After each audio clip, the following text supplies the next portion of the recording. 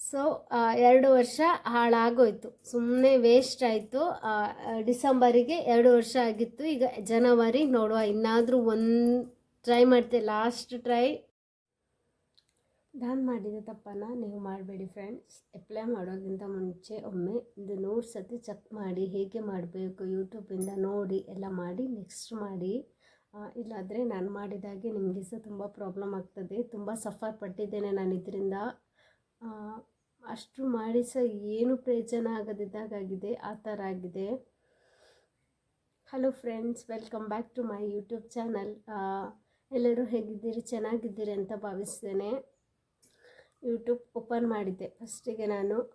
ನನಗೆ ಸ್ವಲ್ಪ ಸ್ಟಿಚಿಂಗ್ ಎಲ್ಲ ಗೊತ್ತಿತ್ತು. ಸೊ ಮಗುದು ಬಟ್ಟೆ ಎಲ್ಲ ಹೊಲಿತಿದ್ದೆ. ನನ್ನ ಮಗಳಿಗೆ ನಾನು ಸುಮಾರು ಡ್ರೆಸ್ ಮಾಡಿ ಹೊಲಿತಿದ್ದೆ. ಹೇಗಂದರೆ ಅವಳು ಮಲಗಿದ್ದ ಟೈಮಲ್ಲಿ ಡ್ರೆಸ್ ಹೊಲಿದು ಇದೇ ಆಗಿತ್ತು ನನಗೆ. ನೆಕ್ಸ್ಟ್ ನಾನು ಸ್ವಲ್ಪ ರೆಸಿಪಿ ಮಾಡಲಿಕ್ಕೆ ಶುರು ಮಾಡಿದೆ. ಅದರಲ್ಲೂ ಜಾಸ್ತಿ ಏನು ವೈರಲ್ ಆಗಲಿಲ್ಲ. ಒಂದು ಸ್ವಲ್ಪ ವ್ಯೂಸ್ ಆಗಿತ್ತು, ಸಬ್ಸ್ಕ್ರೈಬರ್ ಆಗಿತ್ತು. ಬರ್ತಾರೆ ಹೋಗ್ತಾರೆ, ಕನೆಕ್ಟ್ ಆಗ್ತಾರೆ, ಹೇಳ್ತಾರೆ, ಆಗೋದಿಲ್ಲ, ಈ ಥರನೇ ಒಂದು ನಡೀತಿತ್ತು. ನೆಕ್ಸ್ಟ್ ನಾನು ಯಾರದ್ದು ಶಾರ್ಟ್ಸ್ ವಿಡಿಯೋ ಮಾಡೋಕ್ಕೆ ಟ್ರೈ ಮಾಡಿದ್ದೆ. ನಮ್ಮ ಮನೆಯವರು ಸಜೆಸ್ಟ್ ಮಾಡಿದರು, ಶಾರ್ಟ್ಸ್ ವಿಡಿಯೋ ಮಾಡು, ಆಗ ನಿಮಗೆ ಸಬ್ಸ್ಕ್ರೈಬರ್ ಬರ್ತಾರೆ ಅಂತ. ಸೊ ಶಾರ್ಟ್ ವಿಡಿಯೋ ಮಾಡಿದ್ದೆ. ಅದರಲ್ಲಿ ನಾನು ಒಂದು ಡೆಲಿವರಿ ಟೈಮಲ್ಲಿ ಹೊಟ್ಟೆ ಆಪ್ರೇಷನ್ ಮಾಡ್ತಾರಲ್ಲ, ಅದರದ್ದೊಂದು ವಿಡಿಯೋ ಇತ್ತು. ಆ ವಿಡಿಯೋ, ಅದು ಹೊಟ್ಟೆ ಹೇಗೆ ಕೊಯ್ತಾರೆ, ಒಂದು ತಾಯಿದು ಜರ್ನಿ ಹೇಗಿರ್ತದೆ, ಅವಳು ಯಾವ ರೀತಿ ಎಲ್ಲ ಫೇಸ್ ಮಾಡ್ತಾಳೆ, ಆ ಥರದ್ದೆಲ್ಲ ಅದರಲ್ಲಿ ವಿಡಿಯೋದಲ್ಲಿ ಇತ್ತು.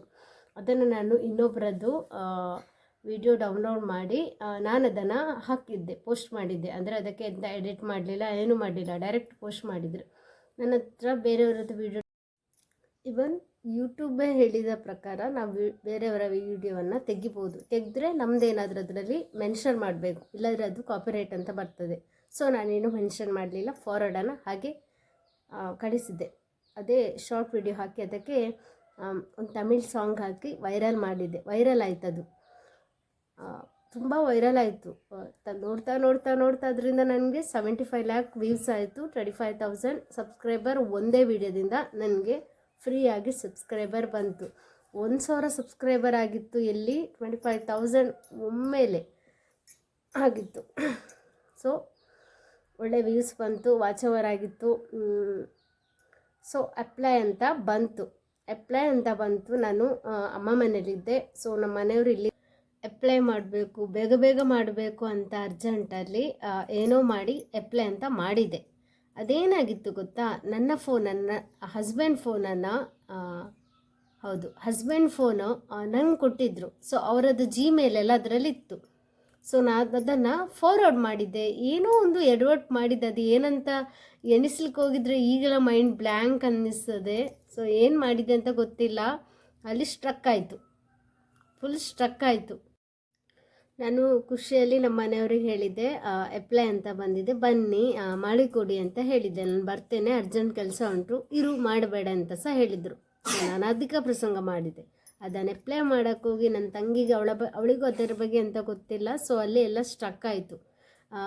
ಇದು ಯೂಟ್ಯೂಬ್ ಸ್ಟುಡಿಯೋ ಓಪನೇ ಆಗ್ತಿರ್ಲಿಲ್ಲ. ಓಪನ್ ಅಂದರೆ ಅಲ್ಲಿ ಮೆನ್ಷನ್ ಅಂದರೆ you have already absence account ಅಂತ ಈ ಥರ ಬರ್ತಿತ್ತು. ಅದು ಯಾಕೆ ಬರ್ತಿತ್ತು, ಅದರದ್ದೆಂತ ಅಂತ ನನಗೆ ಗೊತ್ತಿಲ್ಲ. ಸೊ ಎಲ್ಲ ಹಾಳು ಮಾಡಿಕೊಂಡೆ ಅಂತಲೇ ಹೇಳ್ಬೋದು. 1 ವರ್ಷ ಆದದಷ್ಟೇ ಆವಾಗ ಯೂಟ್ಯೂಬ್ ಚಾನಲ್. ನನಗೆ ಎಷ್ಟು ಖುಷಿಯಾಗಿತ್ತು, ಒಂದು ವಿಡಿಯೋ ಅಷ್ಟು ವೈರಲ್ ಆಯ್ತಲ್ಲ, ಯಾರಿಗೆ ಖುಷಿ ಆಗಲಿಕ್ಕಿಲ್ಲ. 1,000 ಎಲ್ಲಿ, 25,000 ಎಲ್ಲಿ, ತುಂಬ ಖುಷಿಯಾಗಿತ್ತು. ಹೀಗೆಲ್ಲ ಮಾಡ್ಕೊಂಡು ಹಾಳು ಮಾಡಿಕೊಂಡೆ. ಅದಾಯ್ತಾ, ನೆಕ್ಸ್ಟು ಅದೇನು ಮಾಡಿದರೂ ಓಪನೇ ಆಗ್ತಿರ್ಲಿಲ್ಲ. ನಮ್ಗೆ ಅದರ ಬಗ್ಗೆ ಎಂತ ಸಹ ಗೊತ್ತೇ ಇಲ್ಲ. ನಾನು ವಿಡಿಯೋ ಹಾಕ್ತಾಯಿದ್ದೆ, ಅದು ಅಲ್ಲಿಗೆ ಹಾಗೆ ಆಯಿತು. ಅದೊಂದು ಮಿಸ್ಟೇಕಿಂದ ನಂದು. ಮತ್ತು ನಾನು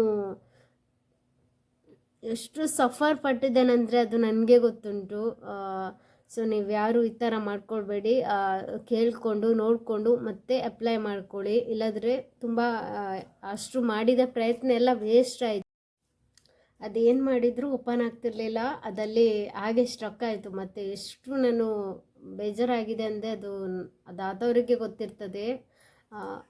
ಯಾರಿಗೊಂದು 100ರಲ್ಲಿ ಒಂದು 10% ಜನರಿಗೆ ಈ ಲಕ್ಕಿಯಲ್ಲಿ ಈ ಥರ ಆಗೋದು.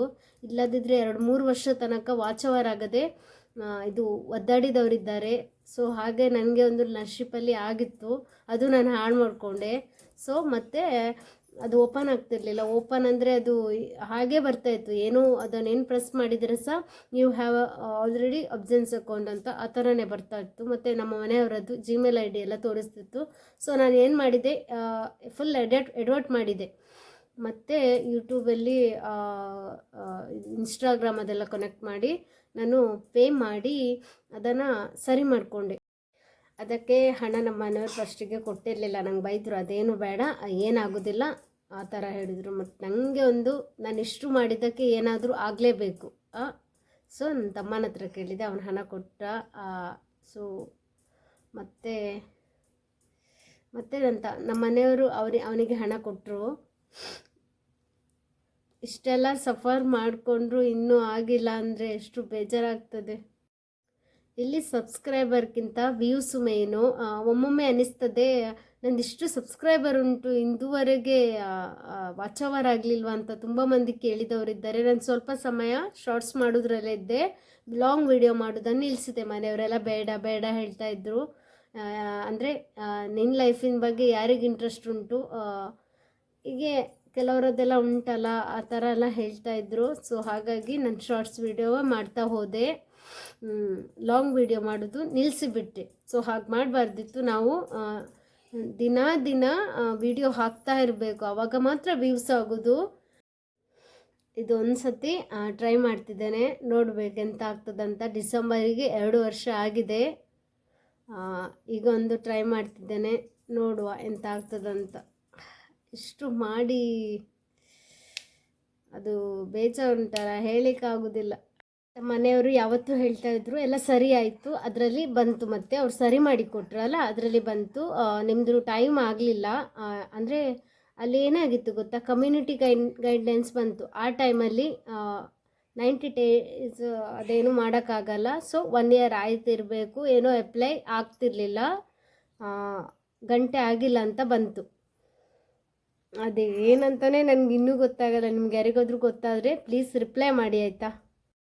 ಅದೆಲ್ಲ ಪೇ ಮಾಡಿದ್ದೆಲ್ಲ. ಸೊ ಅವರೆಲ್ಲ ಸರಿ ಮಾಡಿಕೊಟ್ರು. ಅದರಲ್ಲಿ ಬಂದಿತ್ತು ನಿಮ್ಮದು ಟೈಮ್ ಆಗಲಿಲ್ಲ, ಅಪ್ಲೈ ಮಾಡಲಿಕ್ಕೆ ಆಗ್ತಿರ್ಲಿಲ್ಲ ಅಂತ ಬಂತು. ನನಗೆ ಯಾಕೆ ಫಸ್ಟಿಗೆ ಬಂದಿತ್ತಲ್ಲ ಅಂತ, ಅದು ಏನಂತಲೇ ಗೊತ್ತಾಗ್ತಾ ಇಲ್ಲ.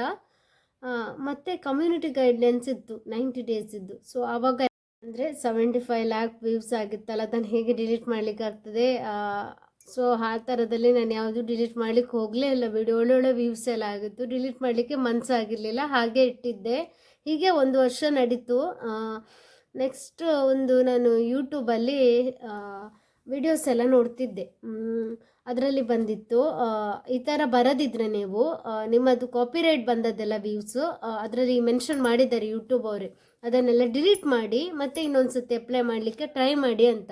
ಸೊ ನಾನು ಡಿಲೀಟ್ ಮಾಡಿದೆ. ಆವಾಗ ಅದೆಲ್ಲ ಕರೆಕ್ಟ್ ಆಯಿತು. ಅಲ್ಲಿ ರೆವೆನ್ಯೂ ತೋರಿಸ್ಲಿಕ್ಕೆ ಶುರುವಾಯಿತು. ರೆವೆನ್ಯೂ 0 ಅಂತ ಬಂದಿತ್ತು. ಸೊ ಅದರಲ್ಲಿ ವಾಚ್ ಅವರ್ ಆಗಿಲ್ಲ ಅಂತ ಬಂದಿತ್ತು. ಹಾಗೆ ಕಾಪಿರೈಟ್, ಕಮ್ಯುನಿಟಿ ಗೈಡೆನ್ಸ್ ಎಲ್ಲ ಬಂದು ಇಲ್ಲಿವರೆಗೆ ಬಂದಿದ್ದೇನೆ. ನೋಡಬೇಕು, ಇನ್ನೊಂದು ಲಾಸ್ಟ್ ಸತಿ ನೋಡಬೇಕು, ಇನ್ನು ವಾಚ್ ಅವರ್ ಆಗಬೇಕು. ಹಾಫ್ ಮಾನಿಟೇಷನ್ ಆಗಿದೆ. ಮೆಂಬರ್ಶಿಪ್, ಸೂಪರ್ ಚಾಟ್ ಮತ್ತು ಶಾಪಿಂಗ್ ಏನಾದರೂ ಇದು ಮಾಡಿದ್ರೆ ಮಾಡ್ಬೋದು. ನಾವು ಅದರಿಂದ ಹಣ ತಗೊಳ್ಬೋದು. ಫುಲ್ ಆಗಬೇಕಾದ್ರೆ ಶಾರ್ಟ್ ಆ್ಯಡ್ ಮತ್ತು ಅದೇ ವಾಚ್ ಅವರ್ ವಿಡಿಯೋಗೆ ಆ್ಯಡ್ಸ್ ಬರ್ತದಲ್ಲ, ಅದು ಓಪನ್ ಆಗಬೇಕು. ಸೊ ಅದು ಇಲ್ಲದಿದ್ದರೆ ಎಷ್ಟೋ ಸತಿ ಅನಿಸಿದೆ, ಅಪ್ಪ ಇದು ನನಗೆ ಬೇಡ, ತಲೆ ಕೆಟ್ಟೋಗಿದೆ ಅಂತೇಳಿ ಎಷ್ಟೋ ಸತಿ ಡಿಲೀಟ್ ಮಾಡಲಿಕ್ಕೂ ಹೋಗಿದ್ದೇನೆ ನನ್ನ ಯೂಟ್ಯೂಬು. ಆದರೆ ಮಾಡಿ ಎಲ್ಲ ಆಮೇಲೆ ಯೋಚನೆ ಮಾಡಬಾರ್ದಲ್ಲ. ಸೊ ಅದಕ್ಕೋಸ್ಕರ ನನಗೆ ಯಾವುದಕ್ಕೂ ಇಷ್ಟು ಪೇಷನ್ಸ್ ಅಂತೂ ಮೊದಲೇ ಇಲ್ಲ. ಇದಾಗಿತ್ತು ನನ್ನ ಒಂದು ಜರ್ನಿ. ನಿಮ್ಗೆ ಯಾರಿಗಾದರೂ ಇದರ ಬಗ್ಗೆ ಗೊತ್ತಿದ್ದರೆ ಪ್ಲೀಸ್ ಕಮೆಂಟ್ ಮಾಡಿ. ಇದಾಗಿತ್ತು 2 years ಇದ್ದು. ತುಂಬ ಬೇಜಾರು ಪಟ್ಟಿದ್ದೆ. ನಾನು ಎಷ್ಟು ಹತ್ತಿದ್ದೇನೆಂದರೆ ಅದು ನನಗೆ ಗೊತ್ತು. ಅದೇನೋ ಹೇಳ್ತಾರಲ್ಲ, ಕೈ ಬಂತು ಬಾಯಿಗೆ ಬರಲಿಲ್ಲ ಅಂತಾರಲ್ಲ, ಆ ಥರ ಆಗಿತ್ತು ನನ್ನ ಪರಿಸ್ಥಿತಿ. ನಮ್ಮ ಮನೆಯವರಿಗೂ ಶಾಕ್ ಆಗಿತ್ತು. 1,000 ಅವರಿಗಿಂತ ಜಾಸ್ತಿ ಆಗಿದೆಯಲ್ಲ ಅಂತ ಅವ್ರಿಗೆ ಅನಿಸಿತ್ತು. ಸೊ ಆದರೂ ಏನೂ ಪ್ರಯೋಜನ ಇಲ್ಲ. ನನ್ನ ಎಡವಟ್ಟಿಂದ, ನನ್ನ ಅರ್ಜೆಂಟಿಂದ ನಾನೇ ಸಫರ್ ಆದೆ, ಎಲ್ಲ ಹಾಳು ಮಾಡಿಕೊಂಡೆ.